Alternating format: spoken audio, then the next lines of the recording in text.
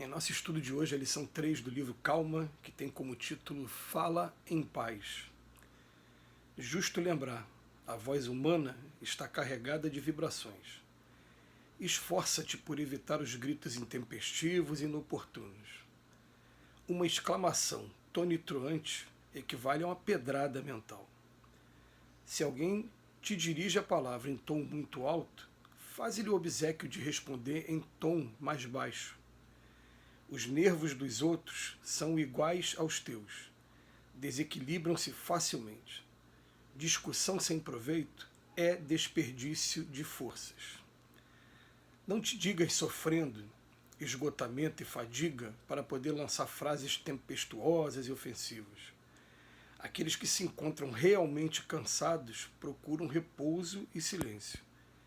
Se te sentes à beira da irritação, estás doente, e o doente exige remédio.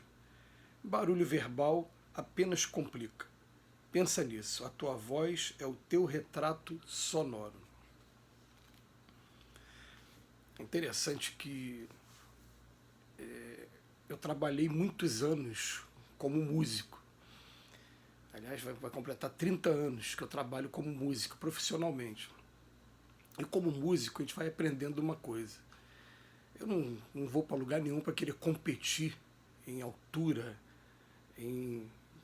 na parte sonora mesmo, com as pessoas que estão assistindo. Então, quanto mais alto você coloca a música, mais você irrita e afasta as pessoas. E, é claro, chama para o seu lado aqueles que estão mais afinizados com o barulho.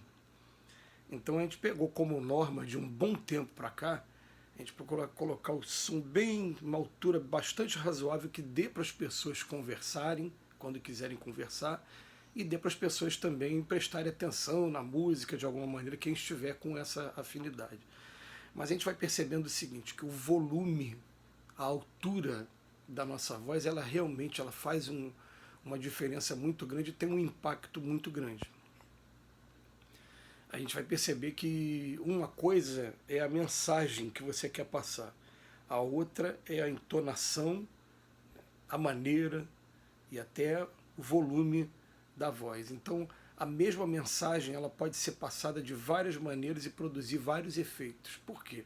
Porque o Emmanuel fala logo na primeira frase aqui, a voz humana está carregada de vibrações. São vibrações tão interessantes da gente analisar que no ano de 2004, 2005, não me lembro agora o ano, foi lançado um livro chamado O Segredo, e logo depois fizeram também um documentário que tem aí, para quem quiser assistir no YouTube, o documentário na íntegra, 2 horas mais ou menos de documentário, com físicos quânticos, com vários expoentes da ciência moderna, falando sobre o tema, sobre o segredo. E tem um momento em que eles pegam a água, observam a água no microscópio e depois submetem a água a algumas alterações, como por exemplo, você pega o copo d'água agora na bica, coloca a água aqui no microscópio e observa, logo em seguida estende a mão sobre a água e faz oração. Depois você vai ver a água de novo no microscópio e vai perceber que a água vai estar alterada. E tem um momento que eles fazem isso com a voz, então eles colocam vozes suaves antes e depois.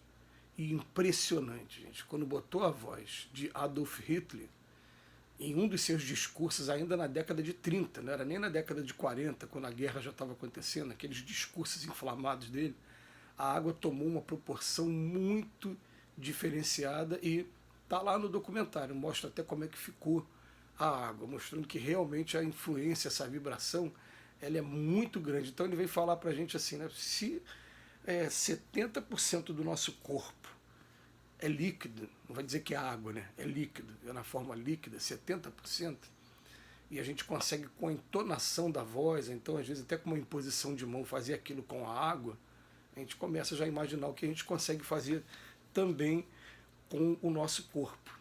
Mas o Emmanuel aqui hoje, ele vem chamar a atenção para a gente estar sempre falando em paz. E falar em paz é um desafio que eu vou confessar aqui, que até com relação a mim mesmo é um policiamento muito grande que a gente tem que fazer, porque quando a gente está, às vezes, numa preleção, num estudo, numa palestra, a gente tem uma tendência, às vezes, a falar rápido demais e, algumas vezes, falar alto. E a gente acaba perdendo, eu tenho certeza disso, né? Principalmente quando a gente vai assistir ao estudo que a gente fez. Né? E de vez em quando é bom fazer isso para você ver técnicas de oratória, se está tendo tique físico, tique verbal, enfim. E quando você vai observar, você vê, não, eu falei alto demais, e às vezes você falar alto demais, você perde o principal, que é o objetivo, que é atingir as pessoas com a mensagem. Então o Emmanuel chama atenção, assim, esforça-te, aliás, por evitar os gritos intempestivos e inoportunos. Então já vem, não está nem falando daquele que é tempestivo e oportuno, não. Falam intempestivo e inoportuno, aqueles que podem ser evitados, porque tem uns que realmente a gente vai ter que usar mesmo, vai ter um momento que, né, o carro vai bater, você é obrigado a gritar com a pessoa que o carro vai bater. Você é obrigado a falar um pouco mais alto com os filhos, até para você demonstrar para os filhos que você não está satisfeito e ele tomar uma outra medida para evitar que a coisa fique mais complicada. Então ele está falando aqui só daqueles que são intempestivos e inoportunos.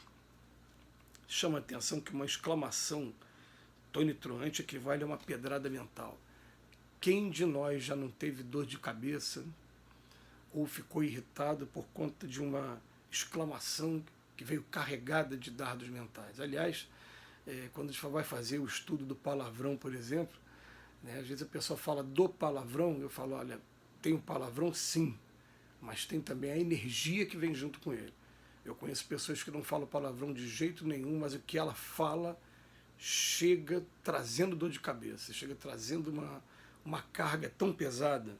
Né? Então, muitas das vezes essas exclamações, ela pode ser pedradas mentais. E essas pedradas mentais, pode parecer que não, mas a gente demora ainda a superar, a se adaptar àquilo ali, a gente atrapalha muito a vida das pessoas. Então, se você começa a falar baixo, falar com calma, você convida a pessoa também a falar mais baixo. E o Emmanuel chama atenção para a gente que os nervos nossos são iguais aos dos outros, desequilibram-se também facilmente. E você discutir sem proveito é desperdício de forças. Normalmente a discussão ela vem quando? Quando o teu argumento não está sendo mais suficiente, você não está conseguindo convencer no teu argumento, você está perdendo o recurso da palavra e você aumenta o tom de voz e começa a usar de mais agressão na hora de passar a mensagem. O Emmanuel ainda chama atenção para a gente, olha, se estiver falando que está com esgotamento, fadiga, faz o seguinte, quem está com esgotamento e fadiga precisa de repouso e silêncio, não precisa ficar extravasando nada em cima de ninguém. Né? Precisa simplesmente falar, agora eu não tenho condições, você me desculpa, mas eu preciso descansar, e se retira até que você consiga se reequilibrar, trazer de novo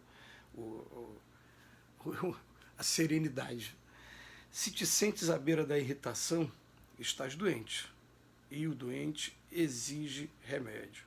E essa frase ela é muito mais verdadeira do que a gente imagina, porque a irritação ela traz um monte de consequências físicas que a gente vai aprendendo aos poucos. Hoje a ciência ajuda bastante a gente nisso. A gente pudesse fazer o exame de sangue, medir no momento que eu estou calmo, no momento que eu estou irritado, fazer também batimento cardíaco, a gente vai ver que o prejuízo é sempre muito grande, a parte hormonal ela altera, enfim. E o Emmanuel fala, o barulho verbal apenas complica.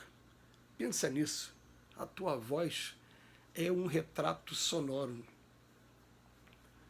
A gente aqui na Terra ainda não consegue com esses olhos observar os raios que estão passando por aqui, a gente não consegue observar o pensamento igual os espíritos conseguem observar, a gente não consegue ver o raio que sai da rádio, da internet, do telefone celular, mesmo sabendo que eles existem. E os raios sonoros também são fatos, são matéria, é física, você consegue observar, você consegue medir. Então, a partir desse momento, a gente sabe também que a nossa voz também é material. Vamos tomar muito cuidado para a gente não estar trazendo prejuízo para os nossos companheiros. Que Jesus nos abençoe hoje sim.